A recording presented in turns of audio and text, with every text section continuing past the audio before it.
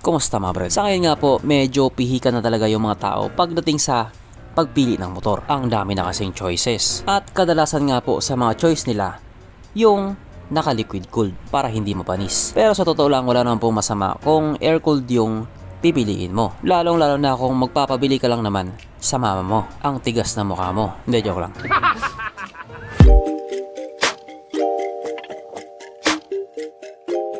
Pero syempre, bago tayo magpatuloy, kung bago ka pa lamang napadpad dito sa aking walang kwentang channel, huwag ka nang subscribe.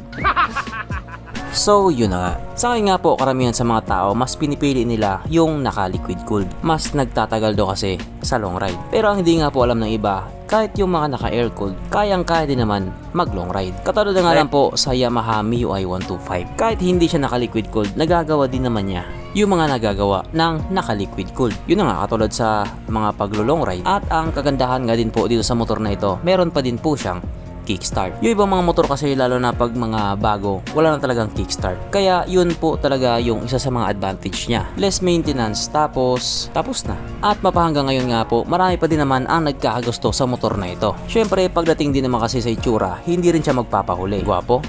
Gwapo talaga. Kaya kung sakali naghahanap ka ng motor na medyo pasok sa budget mo, pwedeng-pwede sa'yo ang motor na ito. Kaya dahil dyan, pag-usapan na lang natin kung ano meron sa motor na ito at kung gaano nga ba talaga siya kaganda. So ito nga po ang Yamaha MIUI 125 or mas kilala nga po bilang Yamaha M3 na mayroong 125 cubic centimeter engine displacement, 4-stroke single cylinder, single overhead cam with 2 valves, fuel injected at ito po ay naka-air cooled. Panis yan sa Honda Click 125.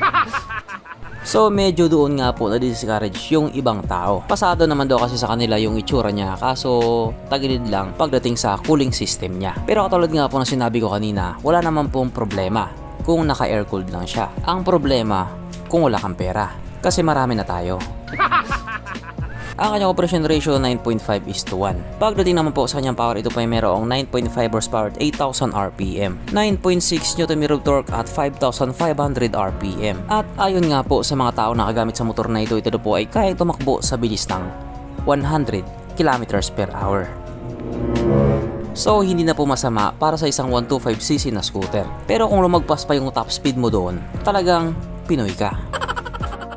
Ang kanyang tangke ay kaya makarga ng 4.2 liters fuel tank capacity na kumukonsumo naman po ng 46 kilometers per liter. So malaking tulong nga din po talaga yung pagiging FI niya, kaya medyo matipid siya sa gasolina. Yung Sporty kasi carburetor kaya parang humihigop lang ng sabaw.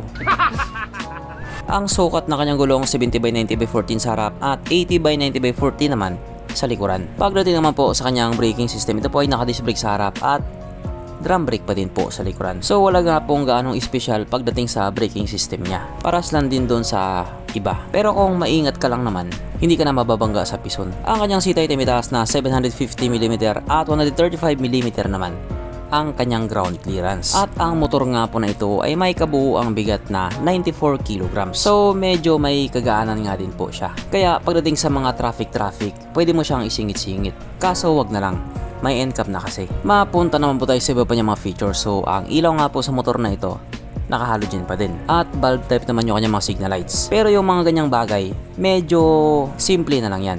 Sa ngayon kasi ang dami mo ng mabibiling mga LED. Ang kanyang gauge panel walang ganong espesyal, naka-analog pa din. Pero kahit ganun, pogi pa din naman. At hindi nga po katulad sa ibang mga motor, hindi po ito naka-keyless. Disusi pa din po yung gamit sa motor na ito. Pero para sa akin, okay na naman yun. Mas convenient. At meron nga din po itong SSS or Start and Stop System doon sa S version, na just in case nga po huminto ka sa isang traffic light at hindi mo pinihit yung silindro sa loob na 3 or 5 segundo, kusa nga po mamamatay ang makina sa motor mo.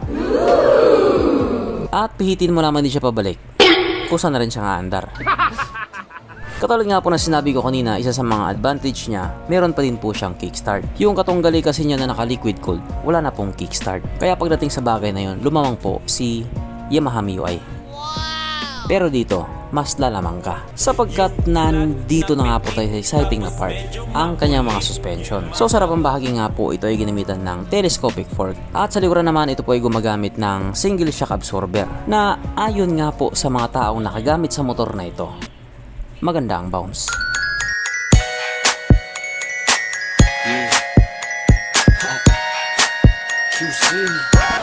Syempre, meron pang isa.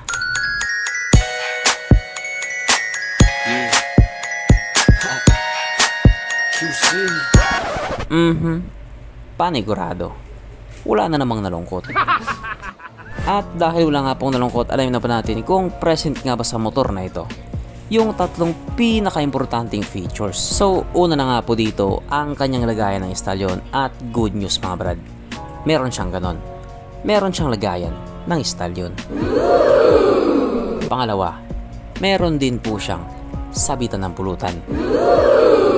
At oras na nga po para sa ating Red Horse check ang pinaka-importanting feature sa isang motor. At ayon nga po sa aking masusing pag-aanalisa, ang motor na ito ay kayang magkarga ng 2 kahong Red Horse.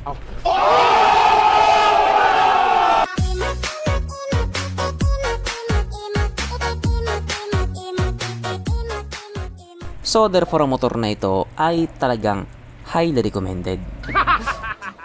At pagdating naman po sa presyo niya, ito nga po ay nagkakalaga ng 77,900 pesos. So para sa akin, sakto lang din talaga yung presyo niya. Pero panigurado may magsasabi pa rin talaga dyan na, sus, kaunti na lang kulang oh. May Honda Click ka na.